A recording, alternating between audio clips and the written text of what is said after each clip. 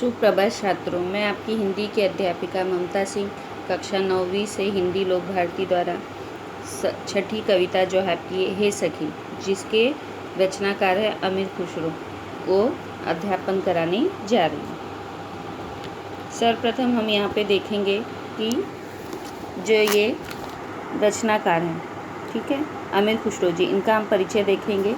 इनका जन्म 1253 पटियाला एटा उत्तर प्रदेश में हुआ।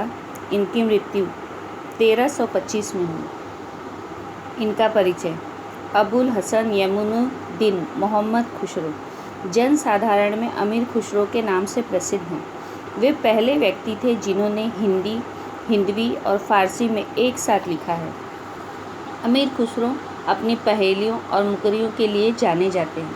प्रमुख कृतियाँ: तूफ़ा सिम सिगर, वस्तुल हयात, गुर्रातुल कमाल, निहायतुल कमाल, दोहे, घरेलू नुस्खे, कह मुकरियाँ, दुसुखने ढकोसले, अनमेलियाँ, उलटबासियाँ आदि हैं। इनकी पद्य संबंधी विशेषताएं हैं। यह लोक प्रचलित पहेलियों का ही एक रूप है, जिसका लक्ष्य मनोरंजन के साथ साथ बुद्धि चातुर्य की परीक्षा लेना होता है।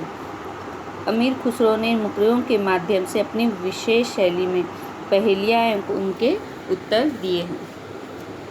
यहाँ पे देखिए प्रस्तुत पाठ में मुकरी का क्या अर्थ होता है कि अपनी कही हुई बात से मुकर जाना।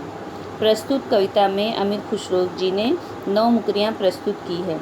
ये असल में दो सखियों के बीच क्या है, बातचीत है, जहाँ पे मुकरी के द्वारा प्रश्न पूछा जाता है।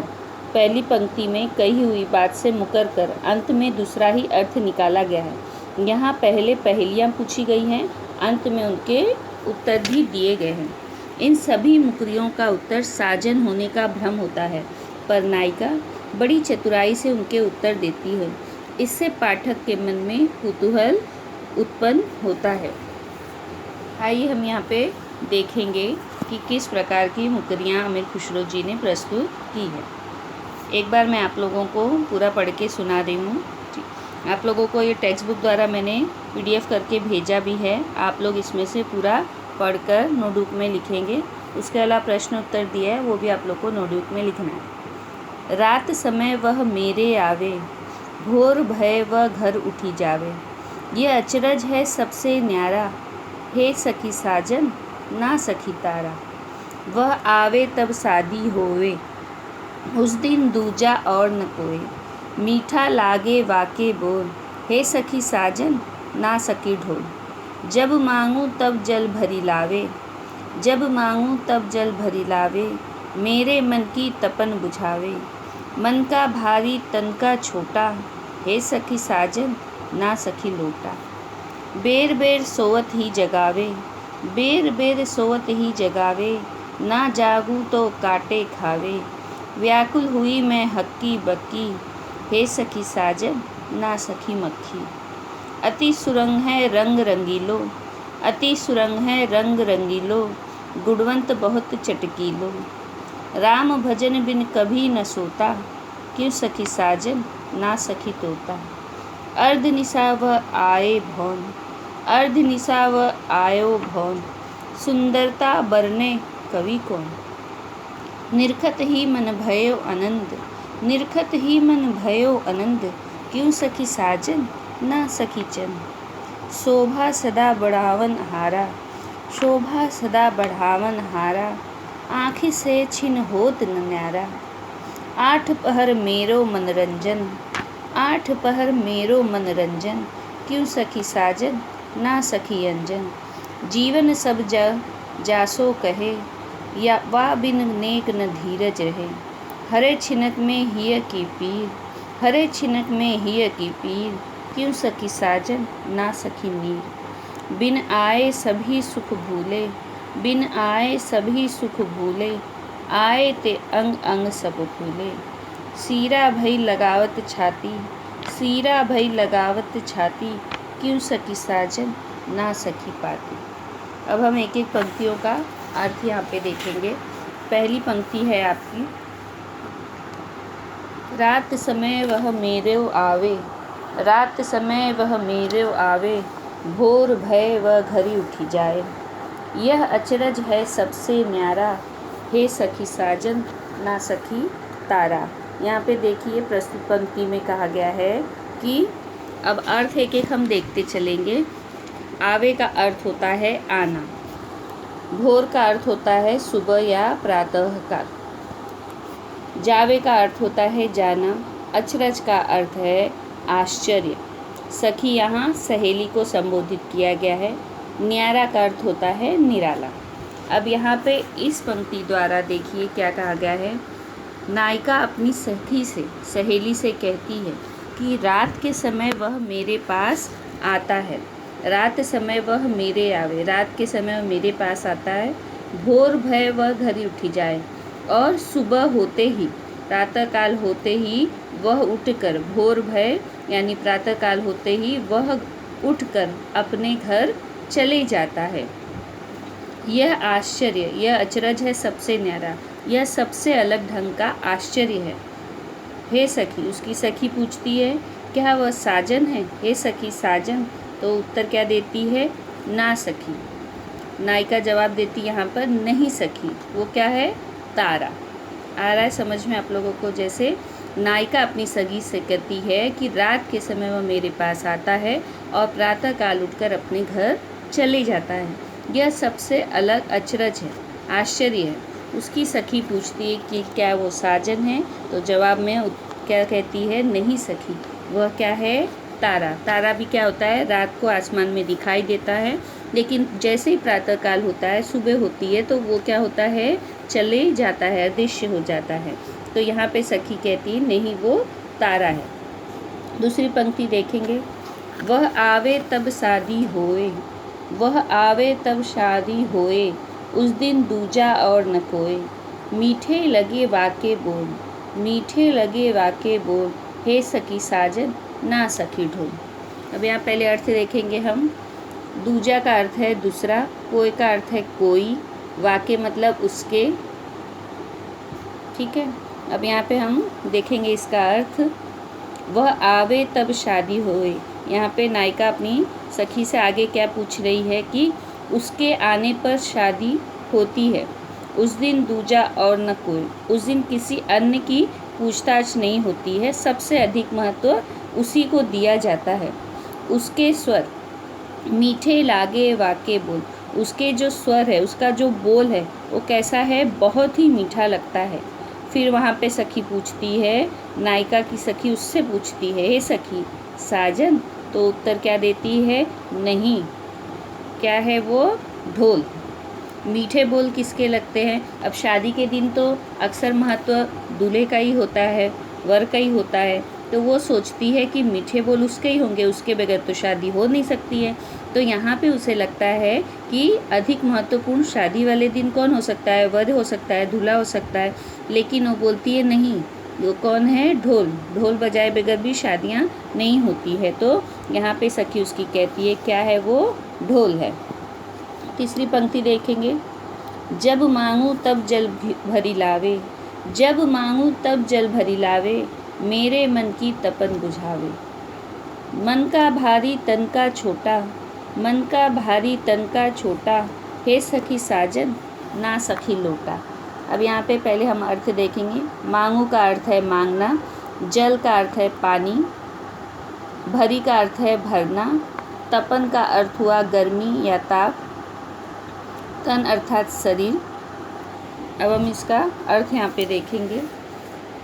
जब मांगूँ तब जल भरी लावे, नायिका कहती है कि जब मैं उससे मांगती हूँ तब वह पानी भर लाता है। वह मेरे मन की गर्मी, तपन बुझावे का अर्थ है गर्मी को बुझाता है। उसका दिल बहुत बड़ा है, उसका दिल जो है बहुत बड़ा है, पर उसका शरीर बहुत छोटा है। उसकी सखी पूछती है कि सखी क्या वो साजन है? नायिका जवाब देती है नहीं सखी, वो साजन नहीं है, वो क्या है? लोटा है। यहाँ पे देखिए आ रहा है आप लोगों की समझ में ना? इस पंक्ति द्वारा यहाँ पे उसे लगता है कि साजन ही है जो उसकी तकलीफ़ को दूर कर सकता है, लेकिन वो क्या जवाब देती है? साजन नहीं है, वह क्या है? और लोटा का भरा हुआ जल है, उस जल से मेरी प्यास बुझ जाती है, मेरी जो गर्मी है वो तृप्त हो जाती है। यहाँ पे ये पंक्ति देखेंगे, बेर बेर सोवत ही जगावे, बेर बेर सोवत ही जगावे, ना जागूं तो काटे खावे, व्याकुल हुई हक्की बक्की, हे सखी साजन ना सखी मक्खी। पहले हम अर्थ देख लेंगे। बेर बेर का अर्थ हुआ बार बार, सोवत ही अर्थात सोते हुए से जगाना, हक्की बक्की का अर्थ है आश्चर्यचकित, व्याकुल का अर्थ है बेचैन। अब हम इसका अर्थ देखेंगे। नायिका कहती है कि वह बार बार मुझे सोते से जगा देता है, यदि मैं नहीं जागती हूँ तो वह मुझे काटता है, इससे मैं विकल और आश्चर्यचकित हूँ। नायिका की सखी उससे पूछती है कि सखी क्या वो साजन है? नायिका जवाब देती है, नहीं सखी, वो मक्खी है। यहाँ पे उत्तर हम लोग देखेंगे कि किस तरह से उसकी चतुराई से उसकी सखी उसको जवाब देती है।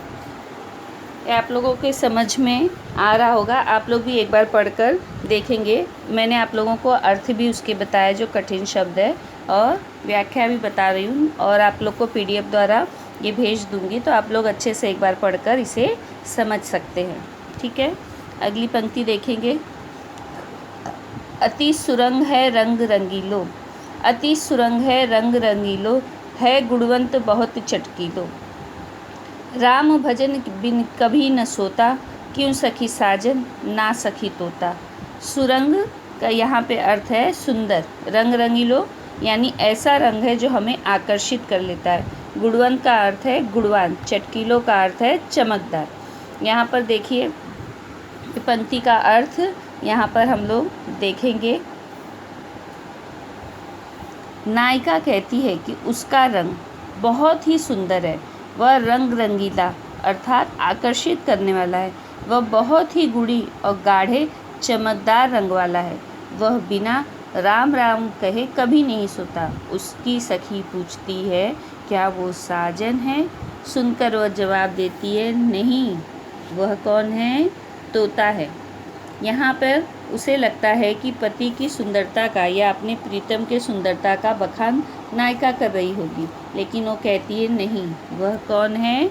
तोता है। अगली पंक्ति देखेंगे। अर्धनिशा व आयो भौन, अर्धनिशा व आयो भौन, सुंदरता बरने कवि कौन, निरखत ही मन भयो अनंत, क्यों सखी साजन ना सखी चन। अर्धनिशा का अर्थ हुआ आधी रात में, भवन का अर्थ है मकान या भवन, बरने, बरने का अर्थ हुआ वर्णन, निरखत अर्थात देखकर। अब यहाँ हम इसका अर्थ देखेंगे। नायिका कहती है कि वह मेरे घर में आधी रात को, अर्धनिशा अर्थात आधी रात को वह मेरे घर में आया, वह इतना सुंदर है कि उसकी सुंदरता का वर्णन, सुंदरता बरने, उसकी सुंदरता, बरने का अर्थ है वर्णन, कोई भी कवि नहीं कर सकता है। उसे देखते ही मेरा हृदय, निरखत ही, उसे देखते ही मन भयो, मेरा हृदय आनंद से भर उठा है। उसकी सखी पूछती है क्यों सखी साजन? तो कहती है नहीं, वह साजन नहीं है, वह कौन है? चंद्रमा, चंद्र अर्थात चंद्रमा है। अगली पंक्ति देखेंगे। शोभा सदा बढ़ावन हारा, शोभा सदा बढ़ावन हारा, आँखी से छिन होत न न्यारा, आठ पहर मेरो मनोरंजन, क्यों सखी साजन ना सखी अंजन। शोभा का अर्थ है उसकी सुंदरता, बढ़ावन अर्थात बढ़ाने वाला, शोभा यानी सुंदरता को बढ़ाने वाला, आँखिन अर्थात आँखों से, छिन यानी एक भी पल, एक भी क्षण, आठ पहर का अर्थ है 24 घंटे, 3 पहर का 1 पहर होता है तो 8 पहर का अर्थ हुआ 24 घंटे, अंजन का अर्थ हुआ काजल। नायिका कहती है कि उससे शोभा में, उसकी सुंदरता में वृद्धि होती है, उसकी शोभा बढ़ावन हारा, उसकी सुंदरता में वृद्धि होती है, और आँखी से छिन होत न न्यारा, यानी वह आँखों से एक क्षण के लिए भी, छिन अर्थात क्षण के लिए भी दूर नहीं होता। आठ पहर मेरो मनोरंजन, वह आठों पहर मेरे मन को प्रसन्न रखता है। उसकी सखी पूछती है, क्यों सखी साजन, क्या वो तुम्हारे साजन है? तो वह उसे जवाब देती, नहीं सखी, वह तो अंजन अर्थात काजल है। जीवन सब जग जासो कहे, जीवन सब जग जासो कहे, वा बिन नेक न धीरज हरे। हरे छिनक में हिय की पीर, क्यों सखी साजन, ना सखी नीर। यहाँ पे अर्थ देखेंगे। जासो यानी जिसे, कहे अर्थात कहना, वा बिनु यानी उसके बिना, नेक का अर्थ हुआ थोड़ा भी, हरे हरे का अर्थ हुआ हर लेना, छिनक अर्थात क्षण भर में, हिय की पीर अर्थात हृदय की पीड़ा। यहाँ पे अब इसका अर्थ देखेंगे। नायिका कहती है कि सब लोग यह कहते हैं कि यह जीवन उसी के कारण है। जीवन सब जग जासो कहे, सब लोग क्या कहते हैं कि ये जीवन उसी के कारण है, उसके बिना किसी को भी जरा सा भी धीरज, वाके बिन उसके बिना नेक जरा सा भी धीरज नहीं रहता। वह क्षण भर में, हरे छिनक में हिय की पीर, वह क्षण भर में, छिनक मतलब क्षण भर में हृदय की पीड़ा को, कष्ट को दूर कर देता है। उसकी सखी पूछती है, क्यों सखी वो साजन है? वह जवाब देती है, नहीं सखी, वह तो पानी है। अर्थात यहाँ पे क्या बोल रहे हैं कि कहती है वह जीवन उसी के कारण है, बगैर जल के हमारा जीवन नहीं है। हम प्यासे नहीं रह सकते, एक बार भूखे रह सकते हैं लेकिन प्यासे नहीं रह सकते हैं। उसके बिना किसी को भी धैर्य, वाके बिनु नेक न धीरज, उसके बिना किसी को भी धैर्य नहीं रहता है। वह क्षण भर में हमारे कष्ट को दूर कर देता है। उसकी सखी पूछती है, क्यों सखी वो साजन है? जवाब देती है नायिका, नहीं, वह तो पानी है। अंतिम पंक्ति देखेंगे हम लोग। बिन आए सभी सुख भूले, बिन आए सभी सुख भूले, आए ते अंग अंग सब फूले। सीरा भई लगावत छाती, सीरा भई लगावत छाती, क्यों सखी साजन, ना सखी पाती। बिन आए सभी सुख भूले, आए ते अंग अंग सब फूले, अंग अंग अर्थात प्रत्येक अंग। शीरा भई लगावत छाती, उसको लगाते ही, भई लगावत छाती यानी हृदय से लगाते ही, शीरा का अर्थ हुआ शांत, पाती का अर्थ है पत्र या चिट्ठी। ये अंतिम पंक्ति हम देखेंगे। नायिका कहती है कि जब वह नहीं आता तो कोई भी कुछ खुशी हो वह क्या है, अच्छी नहीं लगती है। सभी सुख भूल जाते हैं।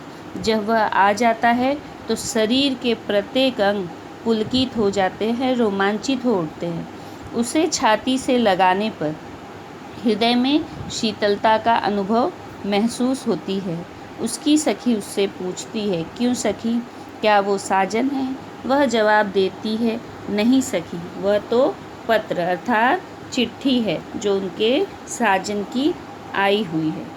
आप लोगों को ये सभी पंक्तियाँ मैंने स्पष्ट किया। पीडीएफ द्वारा आप लोगों को इसका स्पष्टीकरण और एक कविता आप लोगों को नोटबुक में लिखना है। उसके अलावा क्वेश्चन आंसर मैंने दिया है, उसको भी आप लोग को लिखना है। ठीक है, शब्द मैंने आप लोगों को शब्दार्थ इसमें भी है, देखते हैं हम लोग। अचरज, आश्चर्य, तपन, गर्मी, अर्धनिशा, आधी रात, भवन, भवन, अंजन, काजल, हिय, हृदय, बेर बेर अर्थात बार बार। और बाकी जो प्रश्न उत्तर यहाँ पे सभी है वो मैंने आप लोग को पीडीएफ द्वारा भेजा है, जिसको कि आप लोग को नोटबुक में लिखना है। यहीं पे मैं अपना व्याख्यान समाप्त कर रही हूँ। धन्यवाद। आप लोग सभी लिखकर मुझे मैसेज करके भेजेंगे।